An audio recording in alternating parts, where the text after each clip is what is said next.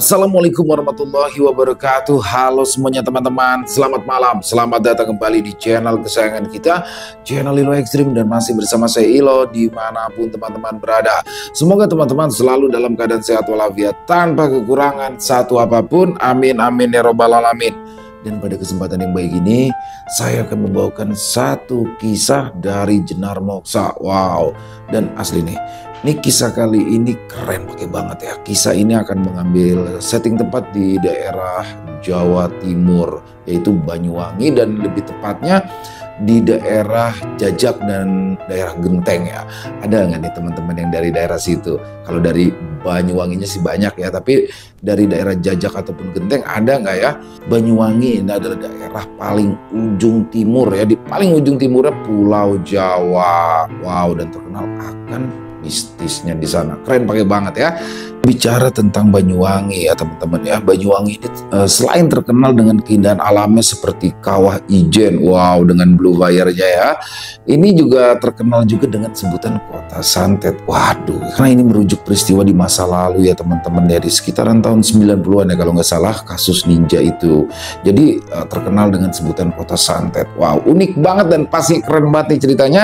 Tapi sebelum kita masuk ke dalam ceritanya, buat teman-teman yang mungkin belum subscribe channel Ilo Ekstrim, yuk bisa diklik dulu tombol subscribe, jangan lupa lonceng notifikasinya juga dinyalakan agar teman-teman selalu mendapatkan notifikasi dari konten-konten yang akan kami upload selanjutnya. Dan untuk channel Ilo Ekstrim, kami upload setiap hari teman-teman ya, setiap malam jam 7 malam waktu Indonesia bagian Barat. Oke, nggak pakai berlama-lama lagi, pasti udah nggak sabaran nih untuk masuk ke dalam kisahnya. Kita langsung saja masuk ke dalam kisahnya.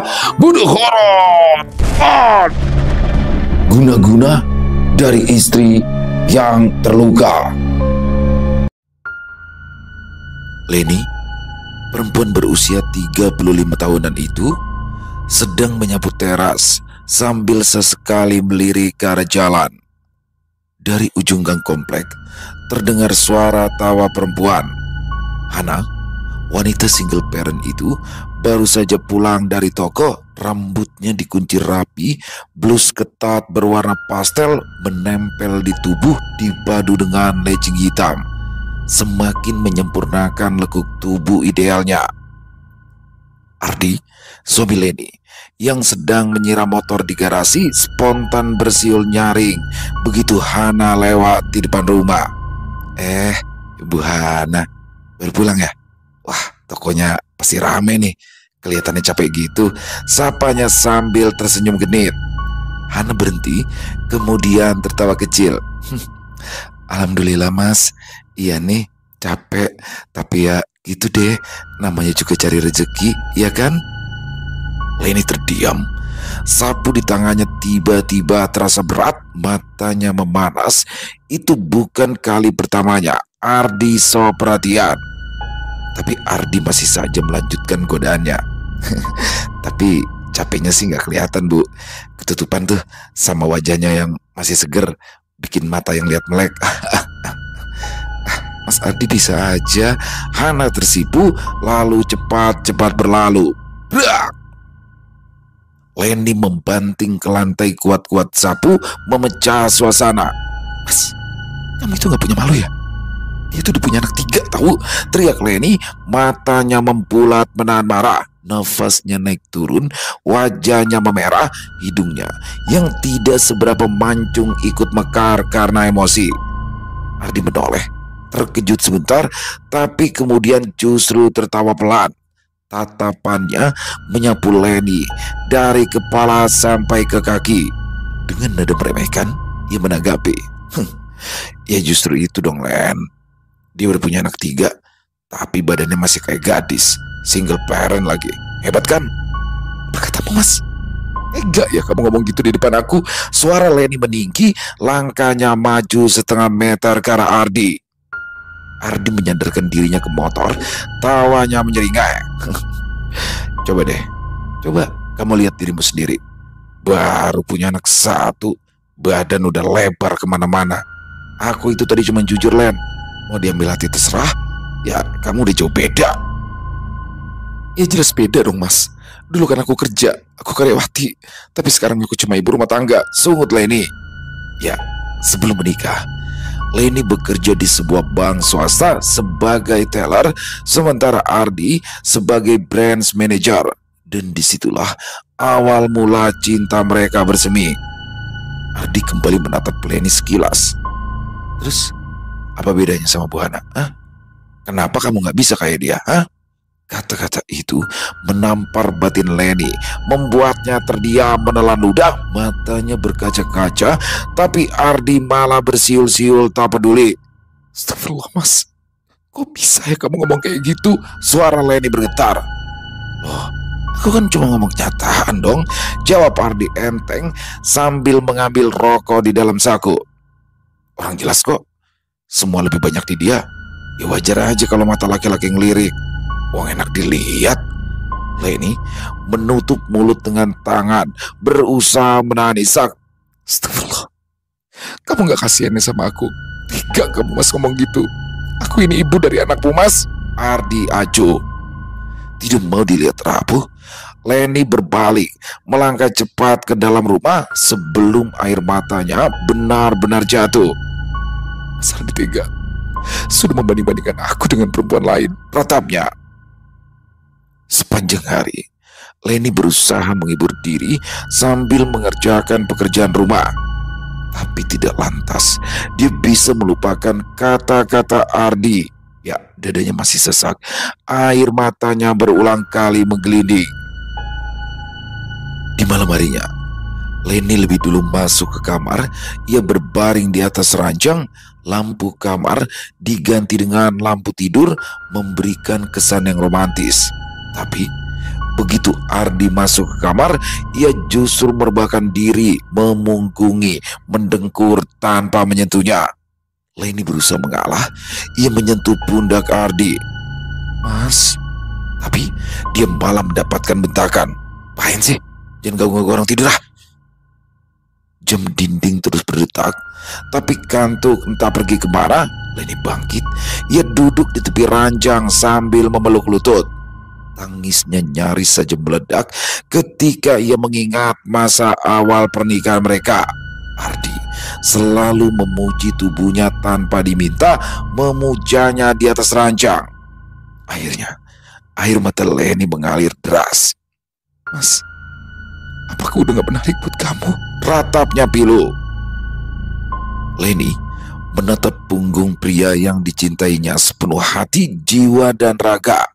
Selama 8 tahun pernikahan, sebagai seorang istri, dia ingin protes, tapi perih dan kecewa terlanjur dalam membuatnya bungkam, memilih melangkah ke arah cermin di dekat lemari. Di depan cermin itu, Leni menatap bayangan dirinya. Ya, tubuhnya memang berubah. Ada garis-garis stretch mark di perutnya, ditambah lagi scar section, bekas sayatan sesar melintang. Mungkin karena itulah membuatnya tidak layak dipuji lagi. Ditambah pipinya yang makin tembem, kulit wajahnya kusam. Ya, lengkaplah sudah ketidaksempurnaannya. Leni tersenyum getir. Kalau cuma karena tubuhku yang berubah, berarti cinta Mas Ardi selama ini gak tulus. Gumamnya. Ia lalu melangkah keluar. Di atas buffet, foto keluarga berjajar. Leni memandangnya lama. Ardi dan anak semata wayang mereka, Nara, yang diasuh oleh sang nenek. Leni memeluk foto itu sambil berbisik. Aku gak akan kalah, Mas. Gimanapun aku akan mempertahankan cintamu. Beberapa hari berlalu, Leni mencoba menata hati, menenangkan diri dengan kesibukan rumah tangga seperti biasa. Saat malam menjelang, ia memakai daster lebih seksi, tidak sungkan memakai lingerie yang sudah lama dipensiunkan, menyemprotkan parfum feminin, memoles wajah dengan make up tipis sebelum Ardi pulang kerja. Tapi suaminya tetap saja dingin. Pandangan mata itu kini tidak lagi menatapnya seperti dulu, hangat dan penuh cinta, melainkan datar sekedar lewat. Bahkan yang paling menyakitkan, Leni sudah excited menyambut malam Jumat, tapi di atas ranjang Ardi malah memilih pindah. Setelah ia berkata, aku jadi ngerasa tidur sama kuntilanak. Parfummu itu gak enak banget, bikin pusing. Leni hanya bisa memeluk tubuhnya. Sepanjang malam meratapi nasib, bagaimana bisa Ardi mengatakan parfum yang dipakainya membuat kepalanya pusing. Jelas-jelas itu parfum kado darinya. Mas Ardi benar-benar udah kelewatan. Bahkan dia tidak menghargai perjuanganku sama sekali, ratap Leni sambil menerawang ke arah pintu kamar yang dibiarkan terbuka. Apapun yang dilakukannya selalu salah. Dan malam itu, Leni hanya bisa berharap pagi segera tiba jauh lebih cepat.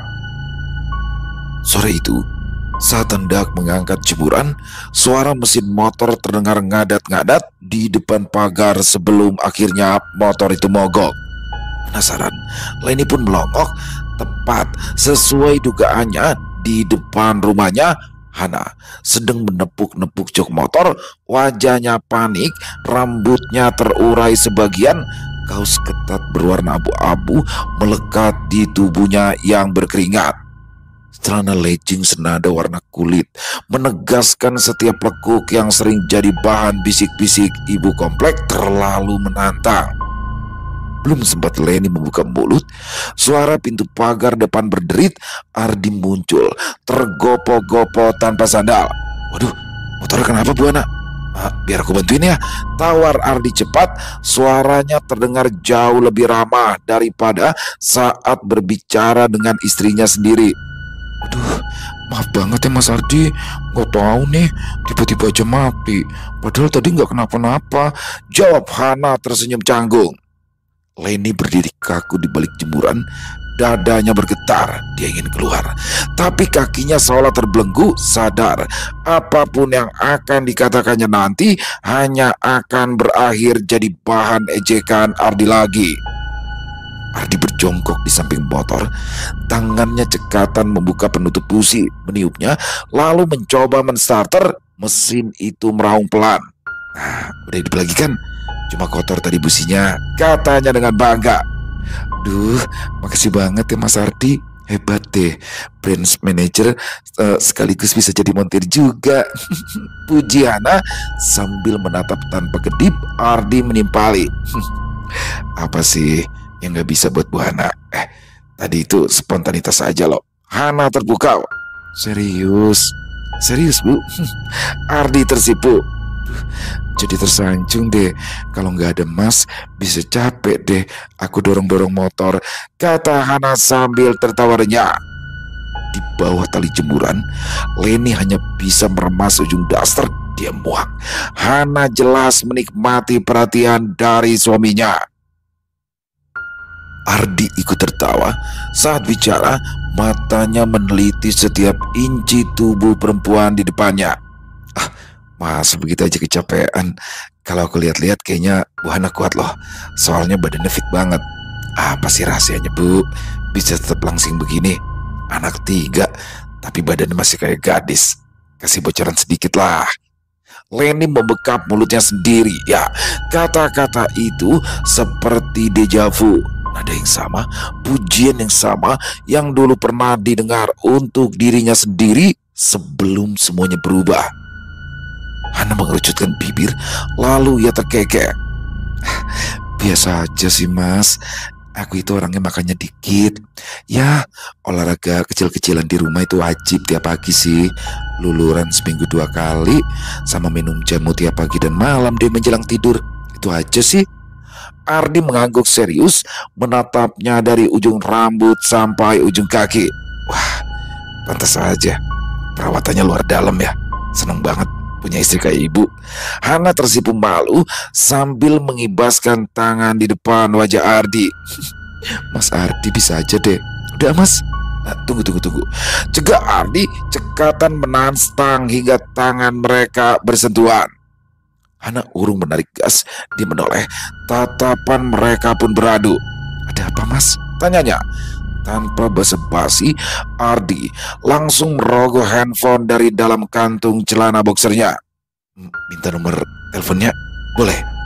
Boleh. Hana segera menyebut angka demi angka.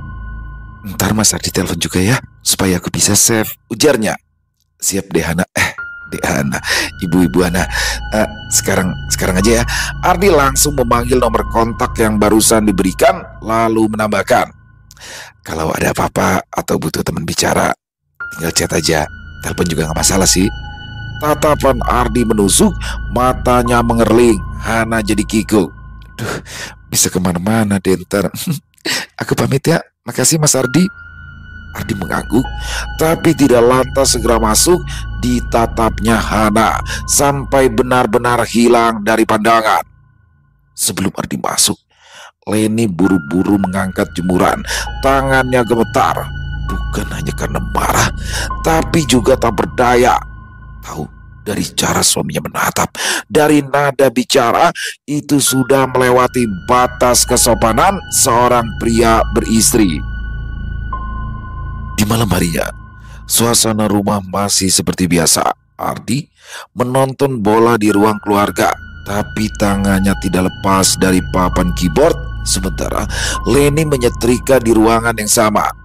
Ketika Ardi pergi ke kamar mandi, ponselnya diletakkan di meja. Layarnya masih menyala, membuat Leni buru-buru mengecek. Matanya membelalak saat ia melihat tampilan pesan dari Hana. Makasih ya Mas, udah bantuin tadi. Kalau Mas Ardi nggak ada, aku bisa ngos-ngosan deh dorong motor. Leni ingin muntah.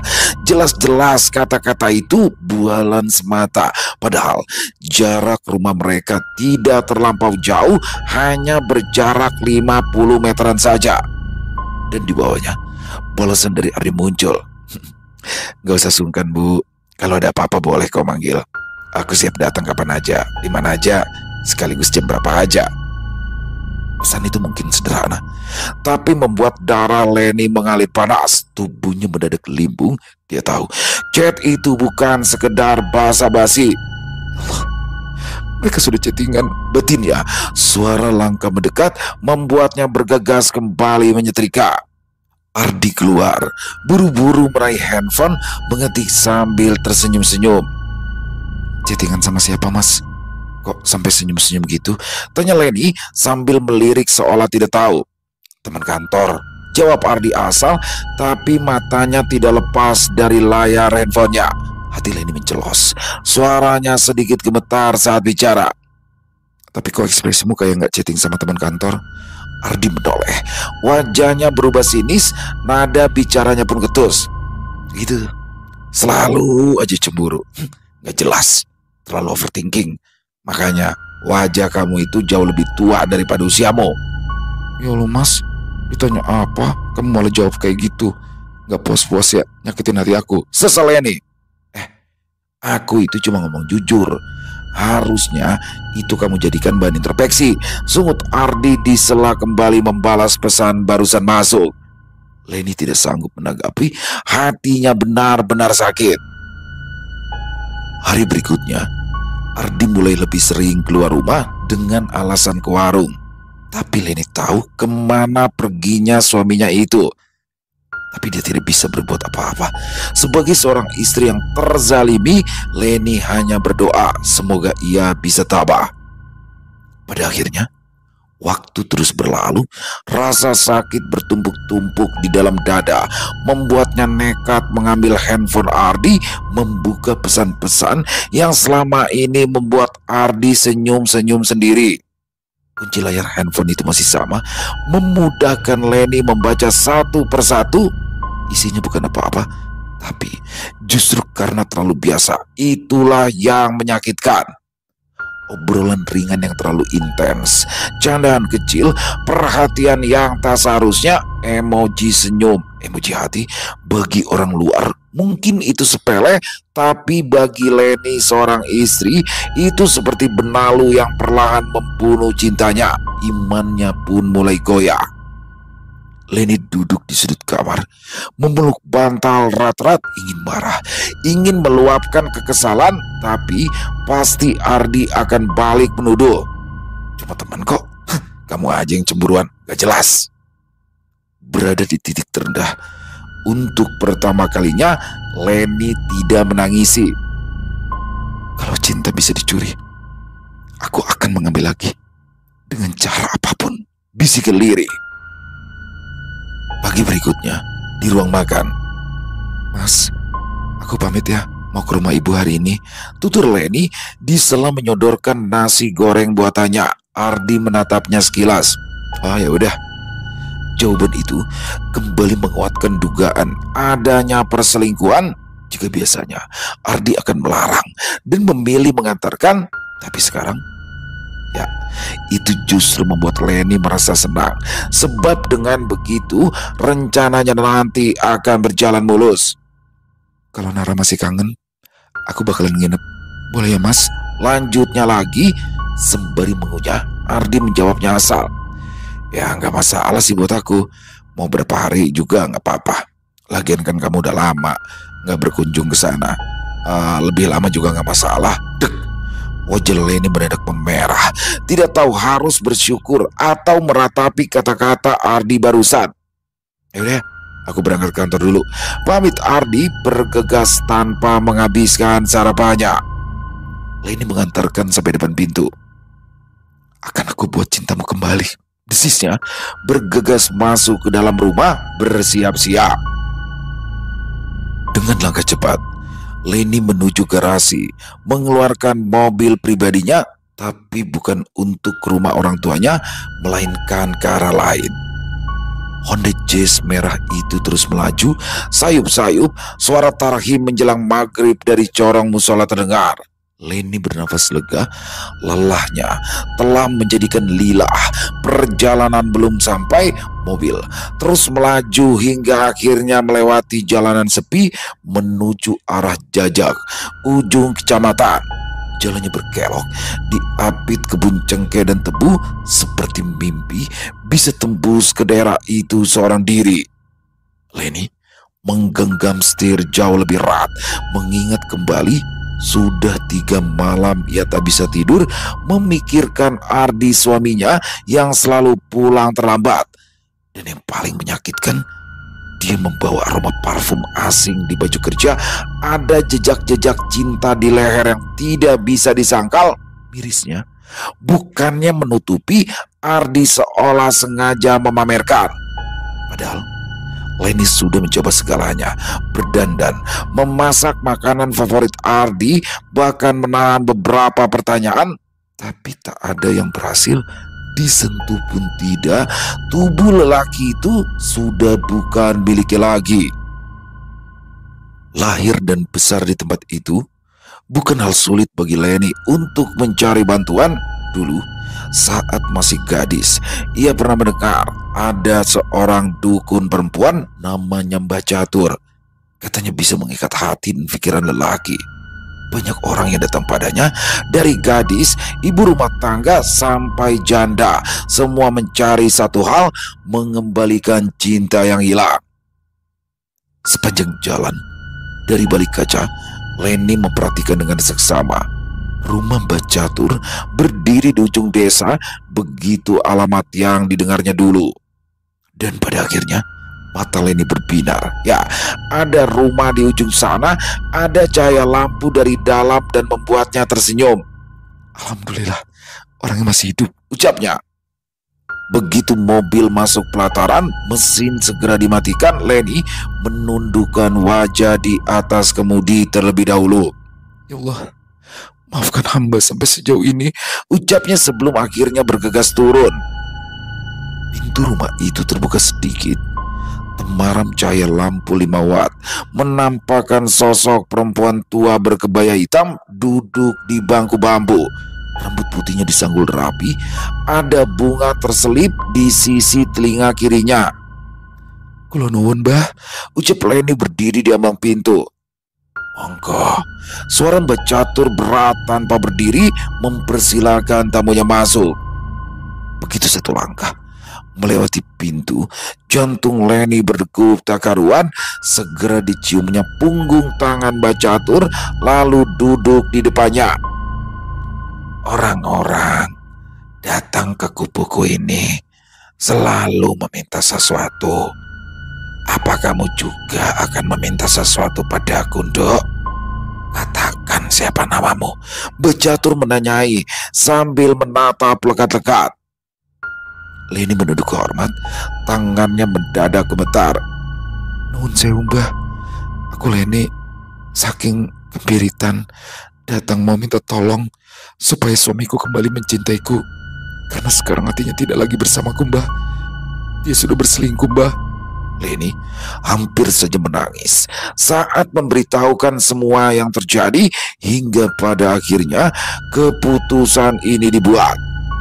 Mbah Catur terdiam cukup lama, memandangi Leni dari ujung rambut sampai kaki. Tatapannya seolah membaca isi dada yang paling dalam.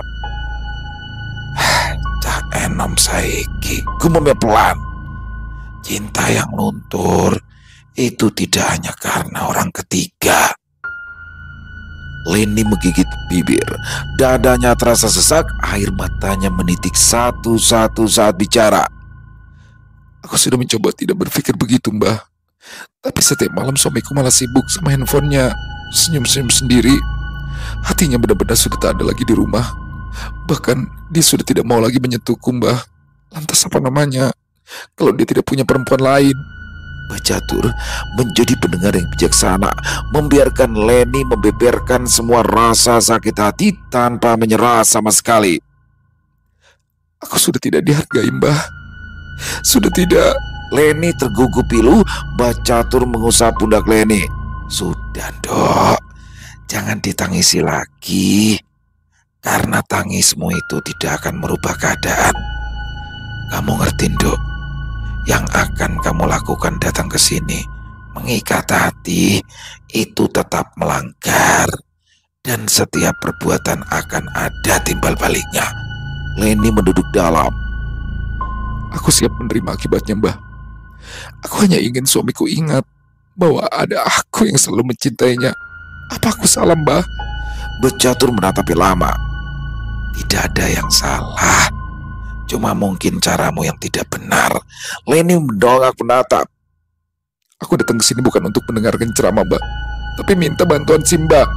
Mbah Catur tersenyum tipis. Ya wes, yen kui karepmu, ayo melebu. Nggih mbah.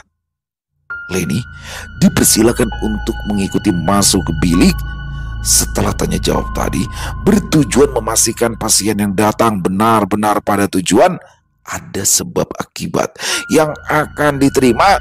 Jika memang masih berubah pikiran, maka bisa dibatalkan, dan Leni sudah memantapkan hati. Dalam bilik khusus, aroma kemenyan langsung menyergap indera penciuman. Temaram lampu dari kaleng susu bergoyang di atas meja wadah sesaji. Di tengahnya ada mangkuk tanah liat berisi air bunga setaman masih segar terapung. Di sampingnya wadah tanah liat berisi bara yang menyala. Mata Leni tidak berkedip menatap semua yang ada di atas meja. Silakan duduk, pinta Mbah Catur sambil mengatur posisi duduknya sendiri. Lalu tangannya cekatan mengambil kemenyan, menaburkan kembali di atas bara. Nggih mbah. Leni duduk bersimpuh, matanya tak lepas dari asap yang berputar memenuhi bilik, membuatnya seolah berada di tengah kabut. Mulut Mbah Catur berkemat-kamit. Kedua belah tangannya memegang wadah berisikan kembang setaman. Matanya menatap tajam ke dasar sana, lalu menatap wajah Leni. Katakan, sopo nama aslimu dok? Leni mau menjawabnya cepat. Leni Marliana mbah. Nama suamimu? Menggelegar. Suara Leni memberitahukan. Ardi Wicaksono. Mantra dalam bahasa Jawa kembali dibaca. Ada sekitar 7 kali setiap bacaan yang sama. Nama lengkap Leni disebut berbarengan dengan nama Ardi. Sekitar 10 menit, tidak lebih, Mbah Catur mengelurkan wadah. Basuh wajahmu memakai air ini. Ini adalah media pengasihan yang sudah aku beri mantra sesuai namamu. Bayangkan betul-betul wajah suamimu yang akan terikat padamu. Leni menerimanya, membasuh wajahnya di tempat itu juga sambil membayangkan wajah Ardi yang akan tergila-gila lagi kepadanya. Setelah selesai, Mbak Catur memejamkan mata beberapa saat, lalu menyodorkan selembar kertas kuning hasil fotokopian. Tulisannya beraksara Jawa halus, tapi di bawahnya ada terjemahan Jawa yang bisa diikuti. Ini bacaan mantra pengasihannya. Mulai besok sampai 7 hari ke depan, kamu harus puasa muteh. Tidak boleh makan apapun selain nasi putih dan air putih. Tidak boleh marah. Tidak boleh melihat cermin setelah lewat jam 2 malam.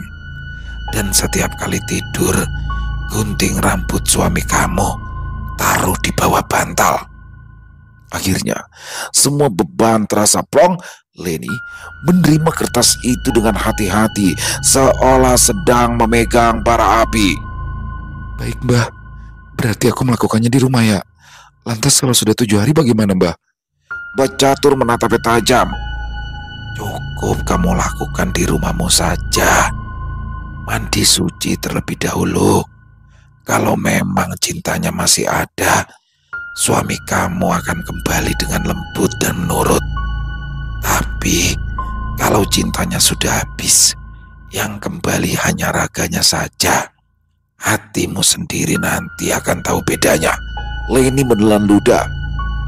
Aku tetap siap, Mbah. Apapun hasil akhirnya. Mbah Catur tersenyum samar, lalu menambahkan, ingat, Dok, mantra ini bukan hanya bisa mengikat hati orang, tapi juga raganya. Dan satu lagi. Leni buru-buru menyergap. Apa, Mbah?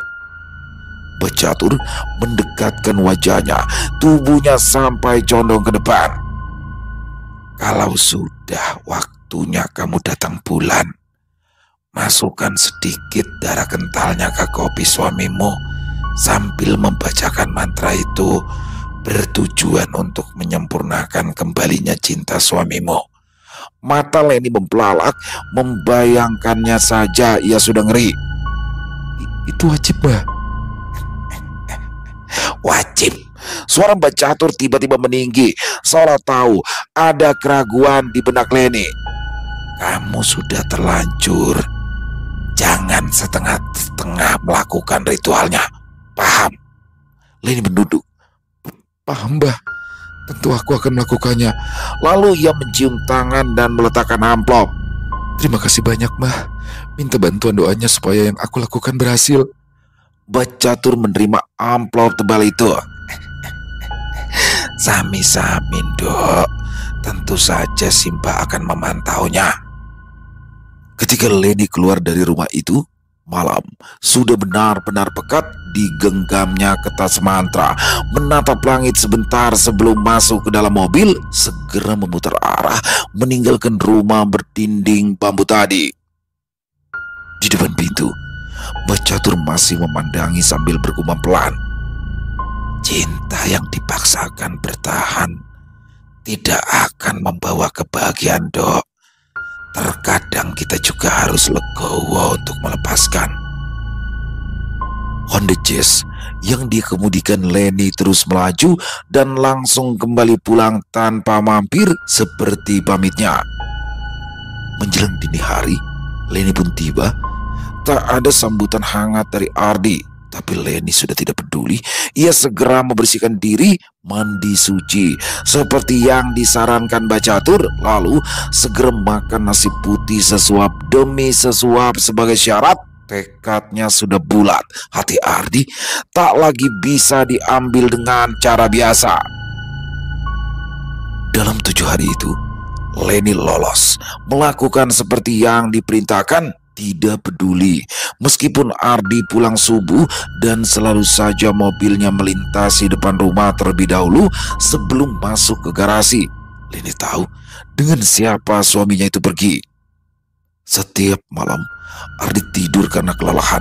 Disitulah Leni mengambil syaratnya, menggunting beberapa helai rambut lalu disimpannya di bawah bantal sambil terus membaca mantra pengasihan.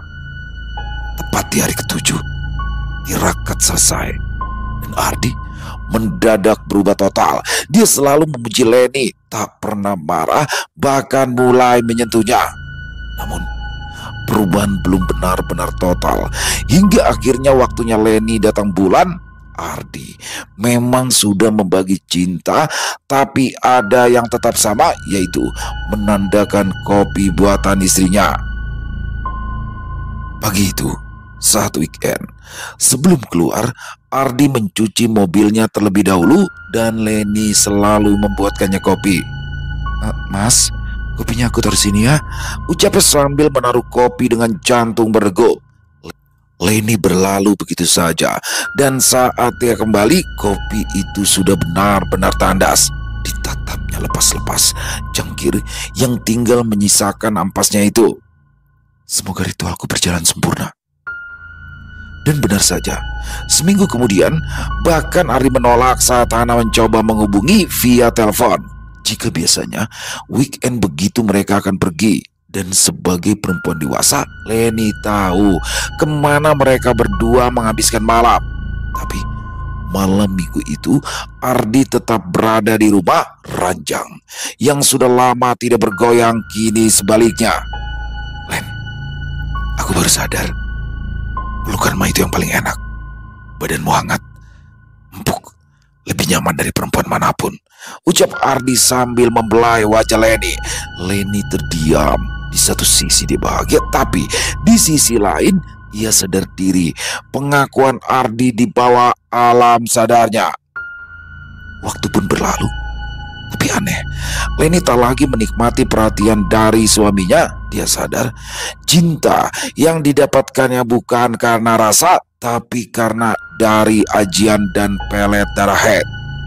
Ardi menjadi penurut, terlalu sempurna, bahkan tak berani menatap perempuan lain, seakan dunianya hanya berisikan Leni. Dan karena itulah, justru Leni merasa bersalah. Keesokan harinya, Reni memutuskan pergi lagi ke daerah Jajal. Menjelang maghrib, mobil yang dikemudikan Leni mulai memasuki pelataran rumah Mbak Catur. Kedatangannya pun langsung disambut. Seperti biasa, dilakukan tanya jawab terlebih dahulu sebelum akhirnya mereka duduk berhadapan-hadapan di depan meja sesaji. Bah, aku datang bukan untuk menambah ilmu, tapi untuk meluruhkannya, ulang Leni seperti ditanya jawab tadi. Mbak Catur menatap lama sekali, seolah sedang menimbang sesuatu yang tak bisa diucapkan begitu saja. Di balik matanya yang sayu, semacam ada peringatan yang tak bisa diutarakan dengan kata-kata. Yakin kamu mau meluruhkan, Dok? Suaranya seperti desahan. Yakin, Mbah. Aku sudah memikirkan matang-matang. Wajah Mbak Catur mendadak muram. Kalau diluruh, mungkin semua yang kau dapatkan bisa hilang, Dok. Cintanya, perhatiannya, bahkan kebersamaannya. Kau akan kehilangan pelukannya. Kemungkinan yang paling buruk, dia tidak akan pernah lagi menyentuhmu, Dok. Ya, kemungkinan itu sudah terlintas di kepala. Leni menatap lantai tanah, jemarinya saling menggenggam di pangkuan, lalu menarik nafas dalam-dalam, menahan isak yang hampir pecah sejak tadi. Lebih baik kehilangan cinta palsu daripada hidup dalam kebohongan, Mbah, katanya lirih. Mbak Catur mengangguk pelan. Baiklah kalau begitu. Ritual dilakukan tengah malam ketika bulan benar-benar naik ke peraduan.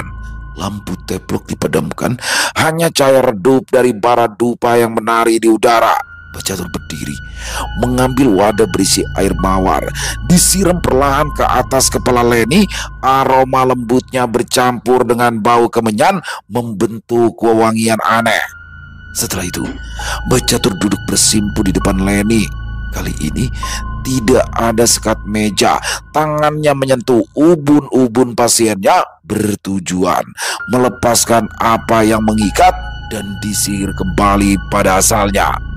Setelah itu, Mbak Catur mulai melantunkan doa-doa dalam bahasa Jawa. Setiap bait diakhiri dengan hembusan nafas panjang yang ditiupkan di ubun-ubun sampai ke wajah Leni sampai 7 kali. Mulai sekarang, semua akan kembali seperti semula, ujar Mbak Catur pada akhirnya.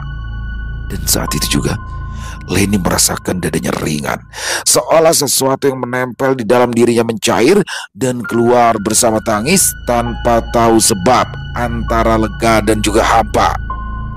Wes rampung, sak kabeh ajine, sak kabeh tresno palsu, wes balik marang asale. Ritual sudah selesai, tutur Mbak Catur sambil mematik macis kayu guna menyalakan lampu. Bilik itu kembali terang, memperlihatkan jelas mata Leni yang sembab. Sekarang waktunya memberikan mahar agar apa yang kamu inginkan sempurna. Lanjut Mbak Catur. Leni mengangguk, buru-buru mengambil amplop dari balik tas yang sudah dipersiapkan, diraihnya. Tangan perempuan tua di depannya itu lalu berpamitan. Saat Leni berada di pelataran akan masuk ke dalam mobil, tiba-tiba saja seekor burung gagak mengepak rendah, menjerit satu kali keras, melengking panjang seolah menandai berakhirnya sesuatu yang tidak terlihat. Leni sempat menatapnya sekilas, bulu kuduk berdiri dan lekas-lekas meninggalkan tempat itu. Malam semakin pekat, mobil terus melaju. Di dalam diamnya, Leni mempersiapkan diri. Besok mungkin dia akan kehilangan segalanya. Saat Leni tiba, Ardi tidak banyak bertanya, seperti layaknya sapi yang dicucuk hidungnya terlalu patuh. Pagi itu sudah menjadi rutinitas weekend. Ardi mencuci mobil yang habis dipakai Leni. Dan tak kenapa, ada sesuatu yang janggal di dadanya, seperti bangun dari mimpi yang terlalu panjang dan terlalu indah untuk nyata. Leni menghampiri, mengenakan daster putih polos, membawa gelas kopi. Ardi menatapnya lama, ada kerinduan yang aneh, tapi juga kebingungan yang menusuk. Mas, kopinya diminum dulu, hawanya dingin. Nanti kamu masuk angin, ujar Leni berusaha menyembunyikan kegugupan. Ardi segera mendekat. Mereka lalu duduk di teras berhadapan-hadapan. Len, aku kenapa ya? Kok kayak seperti baru bangun tidur ya? Dek. Kata-kata itu menancap ke dada Leni. Jantungnya berdegup kencang, tapi senyuman kecil muncul di sudut bibirnya. Bukan senyuman bahagia, tapi semacam keikhlasan yang sudah lewat masa sakitnya. Sudah mas, kamu gak perlu tanya apa-apa lagi. Semuanya sudah cukup, katanya lirih. Oh, kok kamu malah ngomong gitu sih? Ardi menarik tangan Leni yang hendak pergi. Aku mau masak dulu mas. Setengah berlari, Leni meninggalkan teras. Air matanya mengalir deras, macam-macam rasa bergulat dalam batinnya. Sementara Ardi menjambak rambutnya sendiri. Ya Allah, apa yang terjadi padaku selama ini? Lalu ia melanjutkan kembali pekerjaannya yang tertunda. Setelah mencuci mobil, Ardi masih diam di teras. Sebelah tangannya menggenggam cangkir kopi yang sudah tandas sampai suara Leni memecah lamunannya. Mas, mandi yuk, kita sarapan. Ardi bergegas, seperti biasa selalu lebih menurut saja. Mereka berdua duduk makan bersama. Tak ada percakapan, hanya bunyi sendok beradu dengan piring. Ardi mencoba menatap, tapi Leni menunduk. Pandangan itu terlalu berat untuk dibalas. Hingga akhirnya, di tengah kesunyian yang menyesakan itu, Leni meletakkan sendoknya. Mas, ucapnya pelan. Ardi menatapnya, menunggu sesuatu yang mungkin tidak pernah ingin didengarnya. Tolong ceraikan aku, mas. Astagfirullah, sendok di tangan Ardi terjatuh. Kamu ngomong apa sih, Len? Kenapa tiba-tiba suaranya parau? Aku gak tiba-tiba kok. Aku cuma gak mau lagi hidup dengan cinta yang palsu. Potong Leni lembut. Maksud kamu apa sih, Len? Ardi berusaha mencegah, tapi Leni tetap berlalu dan masuk ke kamar. Di dalam kamar, Leni membuka lemari. Air matanya kali ini tidak jatuh sama sekali. Tangannya gesit mengambil koper, memindahkan lipatan demi lipatan, resletingnya ditarik dengan kasar. Ketika Leni akan keluar, di tangannya sudah ada amplop, dibukanya sekali lagi, air matanya sempat menggenang. Aku nggak boleh menangis. Aku nggak boleh menangis keputusan ini, ucapnya untuk diri sendiri. Setibanya di dapur, Ardi sudah tidak ada di ruang makan. Rupanya ia duduk di teras sambil menghisap rokok. Leni tahu pikirannya pasti sedang kacau. Mas, suara Leni di balik punggung membuat Ardi menoleh terkejut. Sudah menarik koper besar, tapi belum bisa berkata apa-apa. Amplop disodorkan padanya. Ini apaan, Len? Tanyanya. Leni memejamkan mata sesaat, menguatkan hati untuk bisa menatap wajah Ardi yang mendongak padanya. Baca sendiri, Mas. Aku sudah menulisnya semalam. Setelah memikirkan semuanya matang-matang. Len, ini apa-apaan sih, Len? Gemetar tangan Ardi saat dia membuka amplop, terlebih ketika membuka lipatannya. Mata Ardi membelalak, suaranya gemetar saat membaca isi dari tulisan tangan istrinya sendiri. Ini baju-bajumu. Rumah ini adalah rumah orang tuaku. Tolong jangan dipersulit ya, Mas. Aku hanya ingin bahagia. Kita pisah. Dan tolong pergi dari rumah orang tuaku. Gemetar tangan Ardi sambil memegangi ujung daster istrinya. Leni, apa yang kamu lakukan padaku, Len? Sambil memalingkan wajah, Leni menjawab. Sudah jelaskan, Mas. Angkat kaki dari rumah ini. Ardi langsung memegangi kedua belah betis istrinya. Len, jangan usir aku, Len. Aku nggak ngerti apa yang terjadi, Len. Tapi aku mohon jangan tinggalin aku, Len. Jangan menyuruhku pergi. Leni menatapnya dalam-dalam. Mata yang dulu basah karena cinta, kini basah karena kesadaran. Mas, kadang kehilangan itu adalah satu-satunya cara untuk kita bahagia, katanya tenang. Len, maksud kamu apa sih, Len? Suara Ardi berubah menjadi rengekan. Leni memalingkan wajah saat berbicara. Bukan karena benci, tapi karena tak tega melihat ekspresi suaminya. Sudah jelas, Mas. Kita cerai.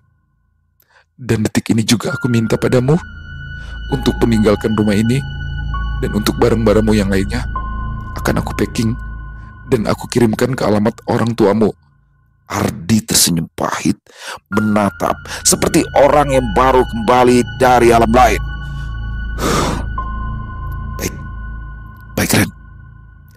Jika memang itu yang kamu inginkan, aku pergi, Len. Leni segera mengulurkan kunci. Ini mobilmu, bawa saja. Sambil menarik koper, Ardi berlalu masuk ke dalam mobil, sejenak menurunkan kaca, melambaikan tangan sebelum akhirnya melaju meninggalkan garasi. Leni terduduk setelahnya, kedua belah tangannya menengadah. Ya Allah, maafkan atas segala perbuatan hamba-Mu ini, ya Allah. Sementara itu, mobil terus melaju ke arah genteng. Meskipun linglung, Ardi masih tahu jalan pulang, yaitu rumah orang tuanya. Ketika mobil memasuki pelataran, pasangan suami istri yang sedang duduk di serambi rumah terkejut. Ya, mereka adalah Pak Mardi dan istrinya, orang tua Ardi. Awalnya akan bahagia menyambut, dipikir datang bersama menantu dan cucunya, tapi hanya terlihat Ardi yang berjalan gontai menarik koper, sementara celana yang dipakai hanyalah celana kolor dipadukan kaos oblong. Ardi, ada apa? Tanya ibunya menyambut di pelataran rumah. Masuk dulu, Bu. Nanti aku ceritain semuanya, jawab Ardi tak bertenaga. Bapak dan ibunya tergopoh ikut masuk. Mereka duduk di kursi kayu jati, mendengarkan dengan seksama apa yang dituturkan. Aku benar-benar kayak orang linglung.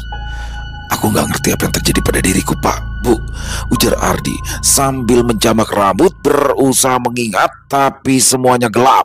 Ya, Pak Mardi tahu benar apa yang dialami putranya menyangkut dengan ilmu hitam. Bu, aku akan segera ke rumah Mbak Lasem. siapkan barang bawaannya, ujarnya lalu berdiri menyambar ke meja batik yang tergantung di samping pintu kamar. Bu Mardi bergegas mengambil beberapa kilo beras sekaligus gula yang beberapa hari sempat dibelinya di pasar, semua dimasukkan ke dalam plastik sebagai buatangan. Ini Pak, cepet minta bantuan supaya anak kita tidak makin parah, ucapnya sambil menyodorkan di pelataran rumah. Pak Mardi segera menstarter motor. Rumah Balasem sama-sama berada di desa Genteng, cuma bedanya di sebelah sungai.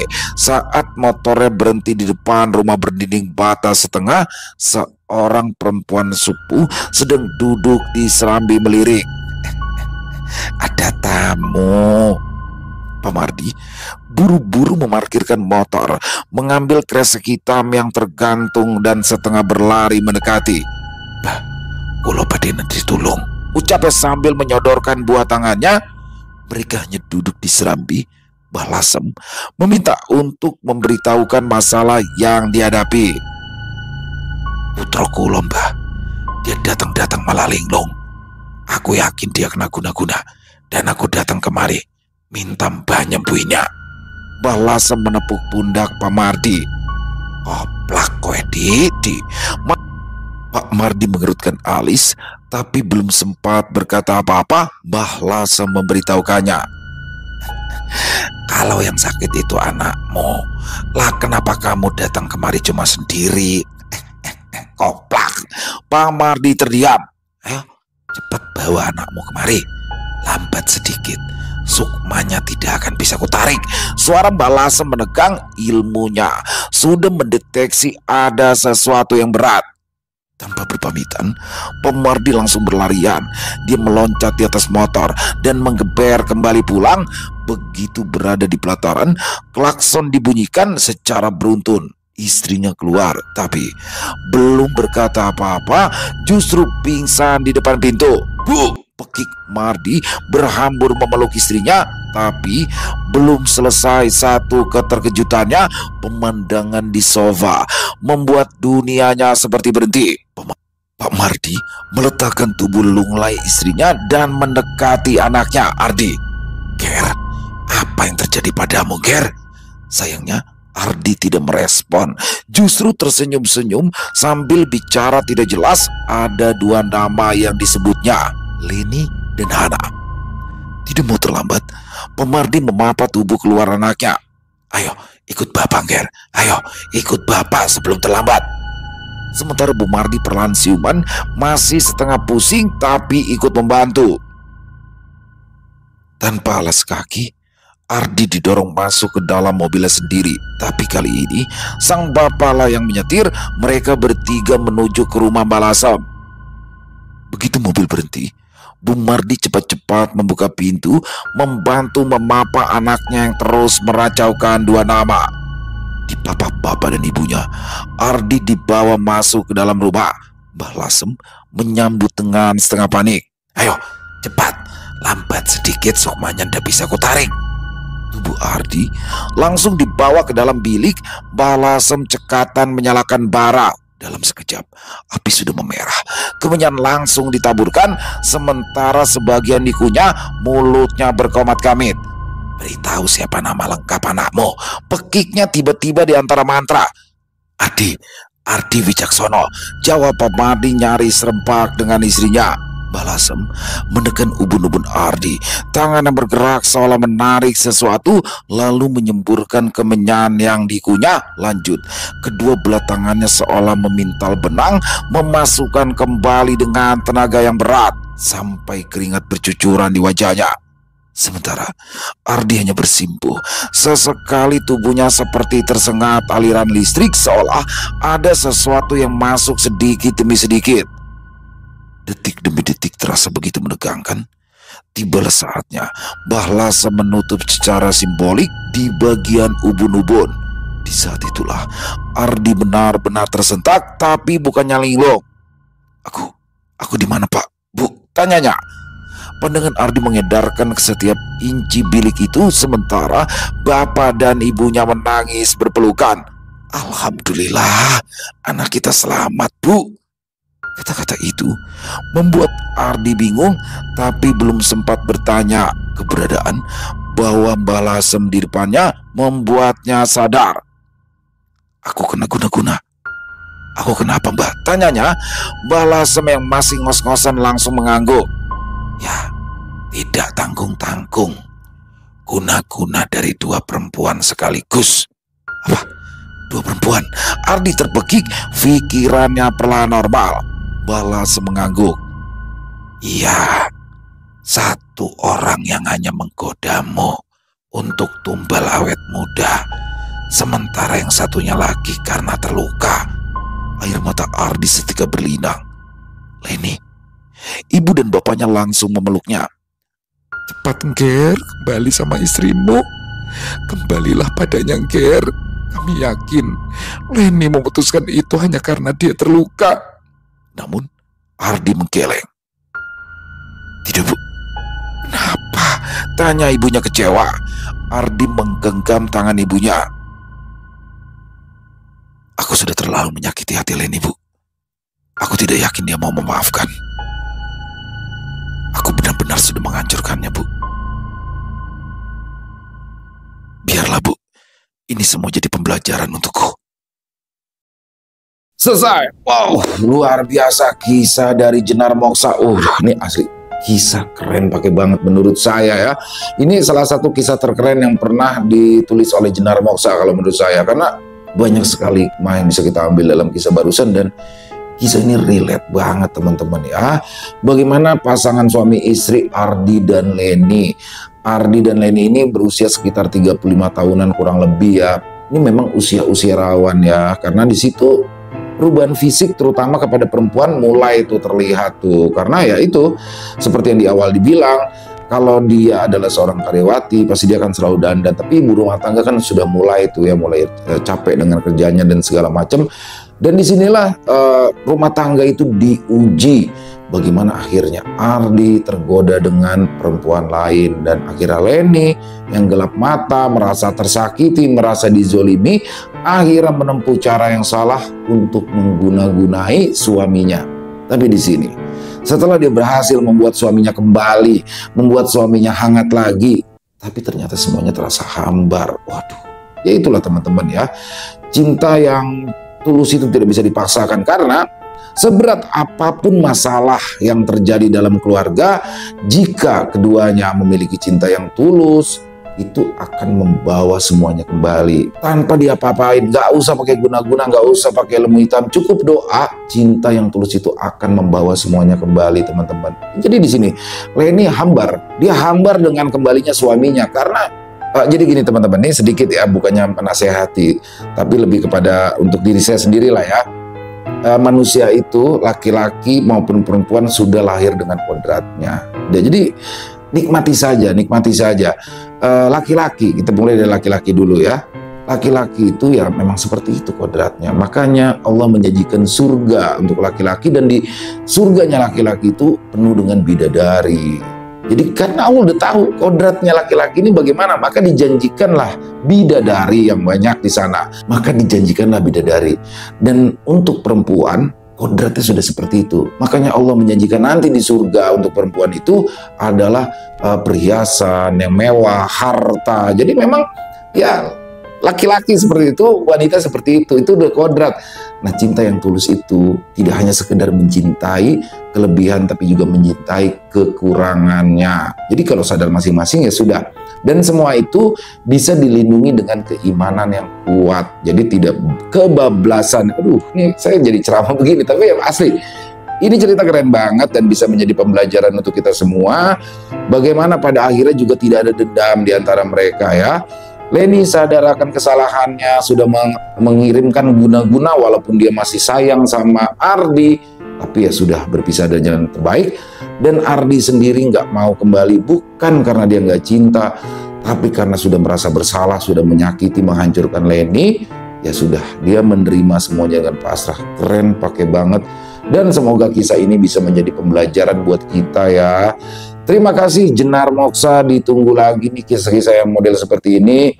dan semoga kisah barusan bisa menghibur kita semua ya, para pecinta penikmat horor misteri, lebih khususnya lagi kepada para subscriber dari channel Lilo Extreme.